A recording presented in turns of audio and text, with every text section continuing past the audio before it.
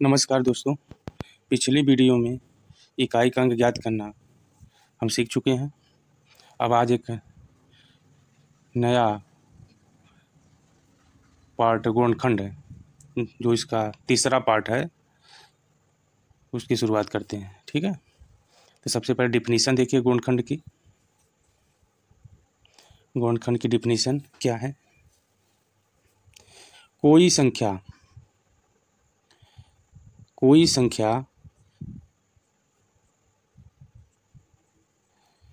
जिस किसी संख्या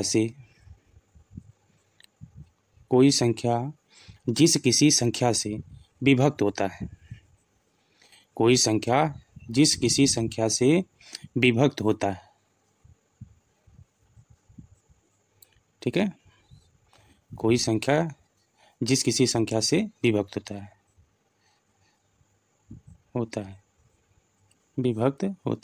ठीक है, मतलब किसी से विभक्त हो, कोई संख्या जिस किसी संख्या से विभक्त होता है, उस संख्या के गुणनखंड कहलाते हैं। ठीक है, उस संख्या के क्या कहलाते हैं? गुणनखंड कहलाते हैं। उस संख्या के गुणनखंड कहलाते हैं।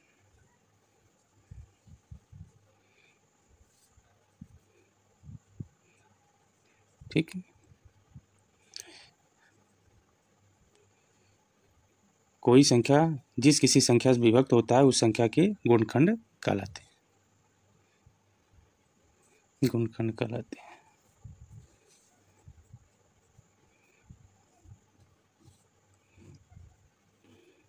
ठीक,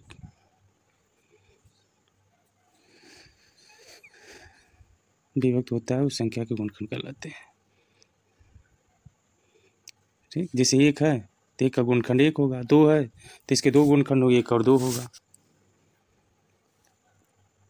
3 है तो 1 और 3 होगा। 4 है तो 1, 2 और 4 होगा। 5 है तो 1, 5, इसके 2 ही गुणनखंड होंगे। 6 के 1, 2, 3 और 6 हो सकते हैं। नोट करिए एक पॉइंट, एक प्रत्येक संख्या का गुणनखंड होता है। एक प्रत्येक संख्या का गुणनखंड होता है, और कोई भी गुणनखंड आप करेंगे तो उसमें 1 जरूर रहेगा। एक प्रत्येक संख्या का गुणनखंड होता है।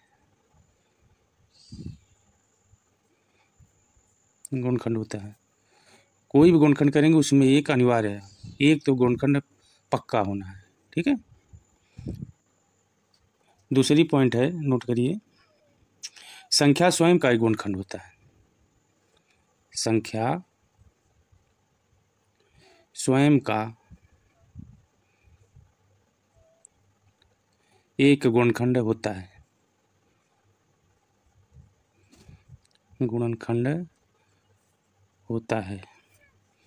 संख्या स्वयं का एक गुणनखंड होता है। अब जैसे 5 है ना, तो 5 का गुणनखंड क्या? 1 भी होगा और 5 भी होगा, तो 5 भी गुणनखंड होगा स्वयं का। ठीक, समझ रहे? तीसरी पॉइंट नोट करिए, संख्या 1 को छोड़कर प्रत्येक संख्या के कम से कम 2 गुणनखंड होते हैं। संख्या 1 को छोड़कर प्रत्येक संख्या के कम से कम 2 गुणनखंड होते हैं। यह नहीं कि 1 को हम गुणनखंड में नहीं लेंगे, उसको भी लेना है, लेकिन अगर 1 को हम छोड़ दें तो कम से कम कितने गुणनखंड होंगे? प्रत्येक संख्या के कम से कम 2 गुणनखंड होते हैं। संख्या 1 को छोड़कर प्रत्येक संख्या के कम से कम 2 गुणनखंड होते हैं, मतलब कम से कम 2 होंगे, अधिक से अधिक हो सकते हैं, 3 भी हो सकते हैं, 4 भी हो सकते हैं 1 को छोड़ने के बाद, और कम से कम लेकिन 2 अनिवार्य रहेगा। संख्या 1 को छोड़कर प्रत्येक संख्या के कम से कम 2 गुणनखंड होते हैं। संख्या 1 को छोड़कर प्रत्येक संख्या के कम से कम 2 गुणनखंड होते हैं।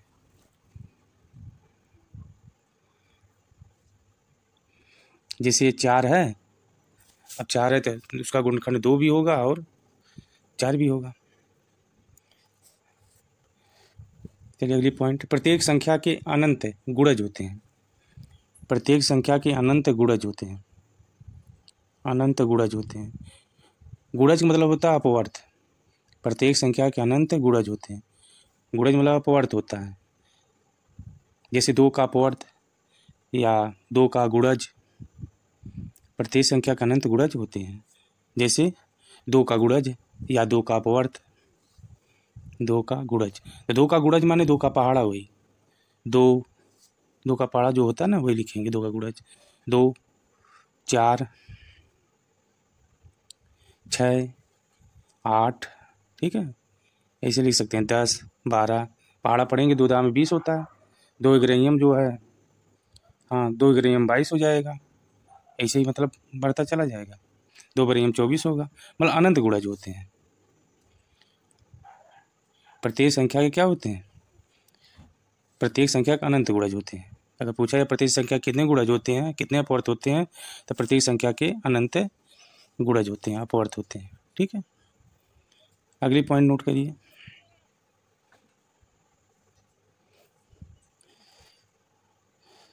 संख्या स्वयं का एक गुणज होता है। संख्या स्वयं का एक गुणज होता है। अब जैसे 2 का गुणज लिए हैं तो वहाँ पे 2 आ रहा है कि नहीं, मतलब 2 संख्या में लिए हैं और 2 गुणज में भी आ रहा है, तो संख्या स्वयं का क्या होता है? गुणज होता है। जैसे 3 है, 3 का गुणज 3 के 3, 3 दूना 6, तो हम संख्या 3 के गुणज ले रहे हैं तो 3 आ रहा है उसमें, समझ रहे हैं। 5 है जैसे, तो 5 का गुणज लेंगे तो 5। अब जैसे 2 है तो 2 का गुणज क्या आ रहा है? अब 2 संख्या है, उसका गुणज भी आपका क्या है? 2 स्वयं का आ रहा है कि नहीं? स्वयं का एक गुणज होता है। ठीक है, अब चलिए गुणनखंड में हम 3 प्रकार से सवाल इसमें पूछे जाएंगे। गुणनखंड से 3 प्रकार के क्वेश्चन पूछे जाते हैं। पहला टाइप पूछेगा कुल गुणनखंडों या भाजकों की संख्या। कुल गुणनखंडों या भाजकों की संख्या, ठीक है, भाजकों की संख्या, कुल गुणनखंडों या भाजकों की संख्या ज्ञात करना। ये पहला टाइप हो गया। ठीक, दूसरा टाइप है कुल विषम गुणनखंडों की संख्या। दूसरा टाइप लिखेंगे, दूसरे टाइप का क्वेश्चन पूछेगा, क्या पूछेगा? कुल विषम गुणनखंडों की संख्या। कुल विषम गुणनखंडों की संख्या, कुल विषम गुणनखंडों की संख्या। ओके, गुणनखंडों की संख्या, कुल विषम गुणनखंडों की संख्या। ठीक है,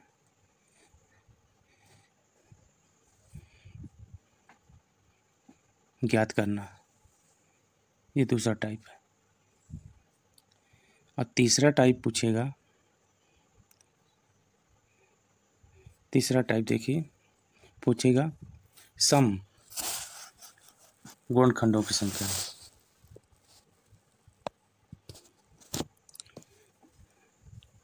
तीसरा टाइप है सम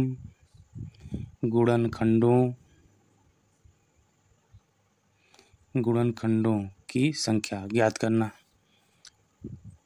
सम गुणनखंडों की संख्या ज्ञात करना। ठीक है, ये 3 टाइप के पूछे जाएंगे। तो सबसे पहले हम लोग जो आपका पहला टाइप है उसके बारे में, कुल गुणनखंडों या भाजकों की संख्या ज्ञात करना, इस पर चलिए क्वेश्चन करते हैं।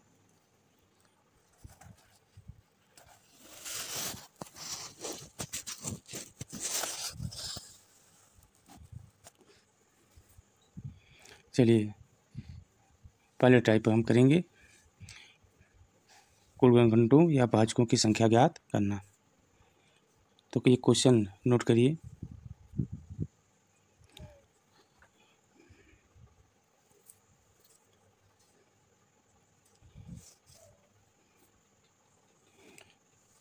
कुल गुणनखंडों या भाजकों की संख्या, भाजकों की संख्या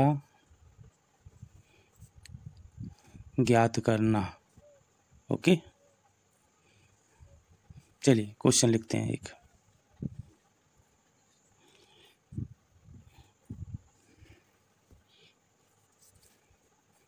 चलिए क्वेश्चन लिखते हैं। क्वेश्चन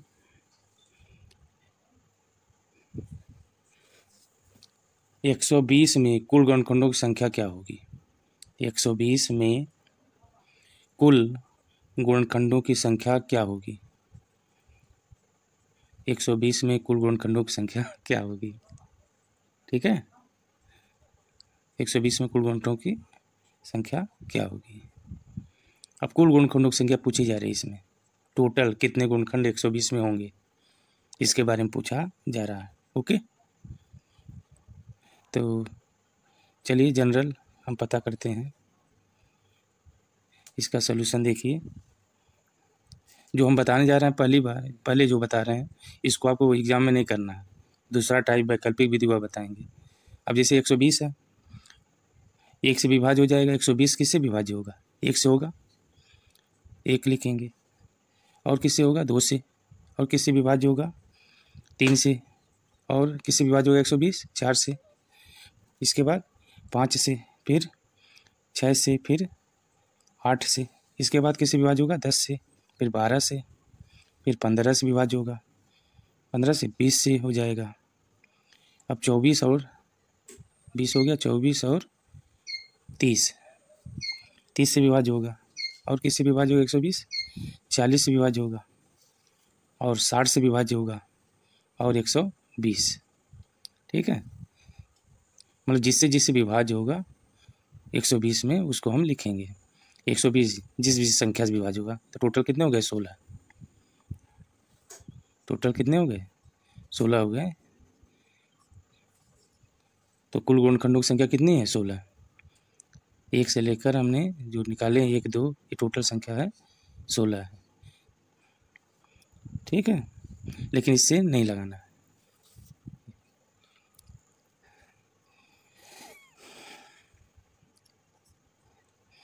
इस तरीके से लगाएंगे तो कोई बीच में छूट जाएगा तो कुल गुणनखंडों की संख्या गलत हो जाएगी। इसलिए एक वैकल्पिक विधि है जो बहुत जल्दी आप लगा सकते हैं, आसानी से भी लगाया जा सकता है। ठीक है, तो वैकल्पिक विधि का ही इस्तेमाल करेंगे, अल्टरनेट मेथड का इस्तेमाल करेंगे। ठीक है, तो चलिए अल्टरनेट मेथड से कैसे ज्ञात करते हैं। तो अल्टरनेट मेथड से अगर ज्ञात करना रहेगा तो सबसे पहले हमको अभाज्य गुणनखंड ज्ञात करना पड़ेगा। ठीक, 120 के हम क्या ज्ञात करेंगे अल्टरनेट मेथड से?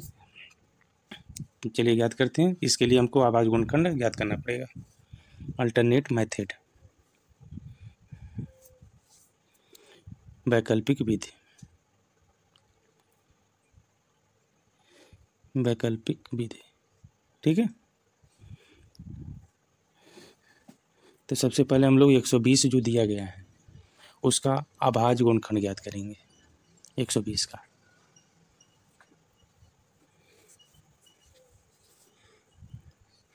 अब 120 का अभाज्य गुणनखंड ज्ञात करिए। पहले 120 को डिवाइड करेंगे, अभाज्य गुणनखंड है, अभाज्य गुणनखंड है, क्या ज्ञात करेंगे? अभाज्य गुणनखंड। तो अभाज्य गुणनखंड ज्ञात करना है तो 120 को हम लोग डिवाइड करेंगे।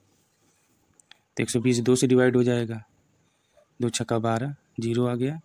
फिर 2 से विभाजित करिए, 2 तिहाई 6, 2 जीरो 0, फिर 3 से काटिए, फिर 2 से, यहाँ 2 एकम 2, 2 पच्चे 15। अब 3 से कटेगा, 3 से काटेंगे, 3 पच्चे 15।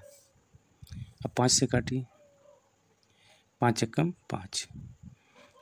तो अभाज्य गुणनखंड हमारे कौन कौन से आ गए देखिए, 2, 2, 2, तो 2 की घात 3, 3 बार आया ना, 2 की घात 3 होगा, गुणे 3 एक बार आया, 3 की घात 1 लिखेंगे, और 5 एक बार आया है तो 5 की घात 1 लिखेंगे। ठीक, ये आ गए अभाज्य गुणनखंड।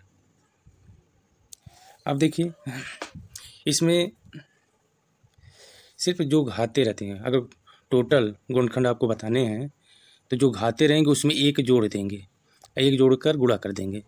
ठीक है, सबकी घात में एक जोड़कर क्या करते हैं? सबकी घात में एक जोड़कर गुणा करते हैं। सबकी घात में एक जोड़कर गुणा करते हैं, ठीक। तो चलिए गुणा करके देखते हैं। अब देखिए 2 की घात 3 है, 2 की घात 3 है, तो हम लोग 3 में क्या करेंगे, गुणा कर देंगे, या 3 में एक जोड़ देंगे, या 3 एक 4 हो जाएगा। उसके बाद 1 में एक जोड़ देंगे तो 1 और 1 2 हो जाएगा। 5 की घात 1 है तो 1 में फिर एक जोड़ेंगे तो वह हो जाएगा 2, ठीक है। तो कुल गुणनखंड बराबर, कुल गुणनखंड की संख्या बराबर चलिए 3 है, 3 + 1 एक जोड़ दीजिए, फिर 1 है, इसमें भी एक जोड़ेंगे, 1 + 1 1 + 1 फिर 1 + 1, सबकी घातों में एक ही जोड़ दिए। अब 3 और 1 जोड़ेंगे 4 हो जाएगा, 1 1 2 होगा और 1 1 2 होगा, गुणा कर दीजिए, 4 दूना 8, 8 दूना 16, कितना आ गया 16। तो कुल गुणनखंडों की संख्या कितनी है 16, ये आंसर आएगा। ओके, आ गया समझ में। अब दूसरे टाइप का अगर इसी में सवाल पूछे, इसी में पूछ दे कुल विषम गुणनखंडों की संख्या बताइए, जो सेकंड टाइप है उसमें पूछेगा कुल विषम गुणनखंडों की संख्या। अगर इसी क्वेश्चन पूछ दे कुल विषम गुणनखंडों की संख्या, कुल विषम गुणनखंडों की संख्या, ठीक। तो इसमें देखिए कुल विषम गुणनखंडों की संख्या अगर पूछता है तो इसमें जो सम वाला अभाज्य गुणनखंड है उसको छोड़ देते हैं। सम वाले अभाज्य गुणनखंड को क्या करेंगे, छोड़ देंगे। अब 120 का अभाज्य गुणनखंड आया था 2 की घात 3 गुणे 3 की घात 1 और गुणे 5 की घात 1, 2 क्यूब,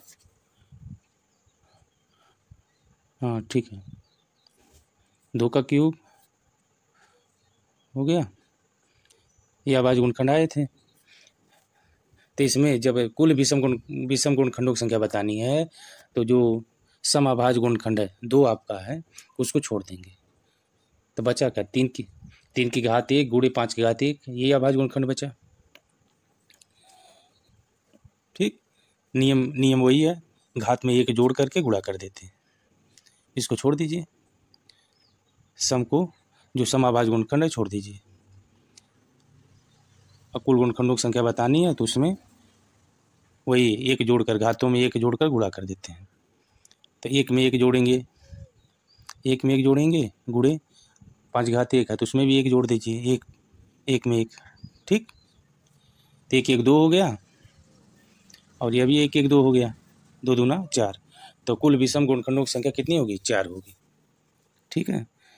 अब कुल विषम गुणनखंडों की संख्या 4 हो गई, टोटल कितना आया था 16 आया था ना, जब यह 4 हो गया तो 12 आपके आप 12 तो सम आ जाएंगे, तब घटाकर भी ज्ञात कर सकते हैं।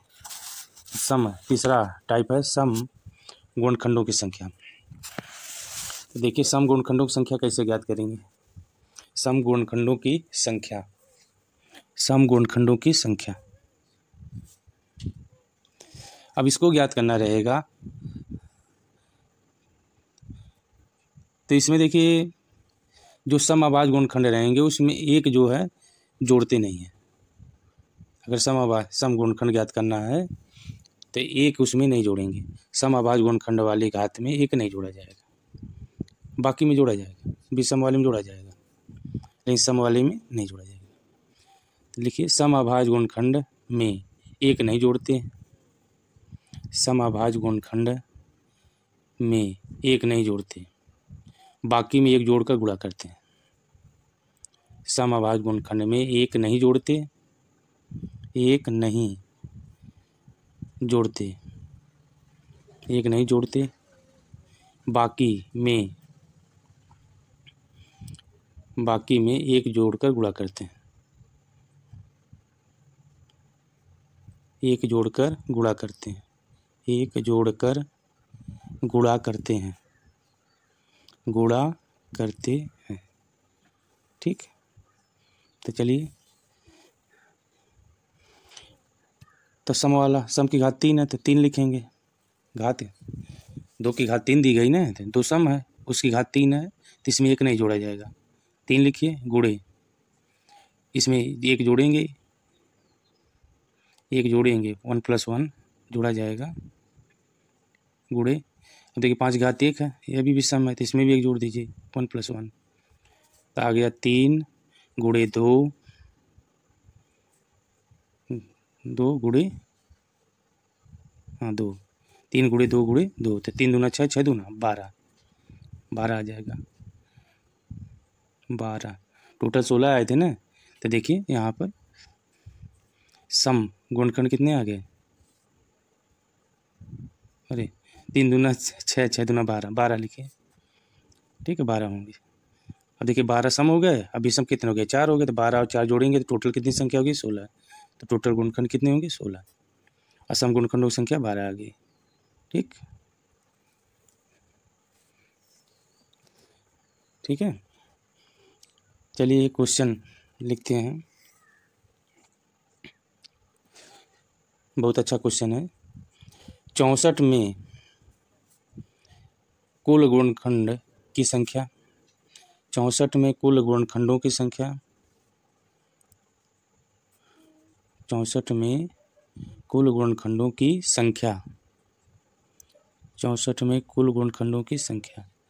सेकंड क्वेश्चन है विषम गुणनखंडों की संख्या, इसी में 64 में कुल गुणनखंडों की संख्या और 64 में विषम गुणनखंडों की संख्या, विषम गुणनखंडों की संख्या। और तीसरा क्वेश्चन इसी में सम गुणनखंडों की संख्या। बहुत ही प्यारा क्वेश्चन है यह कई बार एग्जाम में पूछा गया है।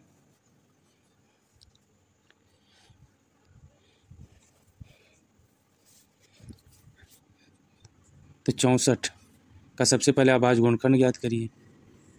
64 का 2 से 2 3 6 2 दूना 4, फिर 2 से डिवाइड करिए, 2 1 कम 2, 2 छक्का 12, फिर 2 से डिवाइड करिए, 2 8 16, फिर 2 से डिवाइड करिए, 2 चौको 8, फिर 2 से डिवाइड करिए, 2 दूना 4, फिर 2 से डिवाइड करिए, 2 1 कम 2। तो देखिए कितने इसमें अभाज्य गुणनखंड आ गए, 2 की घात 6, कितने आ गए, 2 की घात 6 हो गए। तो कुल गुणनखंडों की संख्या तो बताया गया घात में 1 जोड़, ये घात में 1 जोड़ते हैं, जोड़कर गुणा करते हैं ना, तो यहाँ तो एक ही अभाज्य गुणनखंड है, तो कुल गुणनखंडों की संख्या बराबर 6 + 1 हो जाएगा। गुणनखंडों की संख्या बराबर, अब 6 में क्या जोड़ेंगे, 6 में 1 जोड़ दीजिए तो कितने हो जाएंगे, 7। तो कुल गुणनखंडों की संख्या कितनी हो गई, 7, राइट। और सेकंड में पूछा विषम गुणनखंडों की संख्या, तो विषम गुणनखंडों की संख्या, तो इसमें देखिए जो अभाज्य गुणनखंड है उसमें विषम तो कोई अभाज्य गुणनखंड है नहीं, लेकिन विषम अभाज्य गुणनखंड नहीं है, लेकिन एक गुणनखंड किसी भी संख्या का एक गुणनखंड जरूर होता है ना, एक जरूर रहता है। तो विषम गुणनखंडों की संख्या कितनी होगी, 1 होगी, क्योंकि कोई भी गुणनखंड ज्ञात करेंगे तो 1 जरूर होता है। टोटल गुणनखंडों की संख्या में 1 रहता है, तो 1 क्या है, विषम है, तो विषम गुणनखंडों की संख्या कितनी होगी, 1 होगी, ठीक। हाँ 1 गलती मत करिएगा, क्योंकि अभाज्य गुणनखंड ज्ञात करेंगे। तीसरा है सम अभाज्य गुणनखंडों की संख्या। अब सम अभाज्य गुणनखंडों की संख्या तो घात में बताया गया, सम की घात नहीं लिया जाता है, सम की घात में 1 नहीं जोड़ा जाता है। अब बाकी जो विषम की घात रहती है उसमें 1 जोड़ देते हैं, तो सम की घात में 1 नहीं जोड़ा जाएगा। तो यहाँ 2 की घात 6 है, तो 2 आपका सम है, तो इसमें तो 1 जोड़ाएगा नहीं, घात में 1 जोड़ेंगे नहीं, तो क्या आ जाएगा, 6 आएगा। कितनी संख्या आएगी, 6। सम गुणनखंडों की संख्या कितनी है, 6 है, ठीक।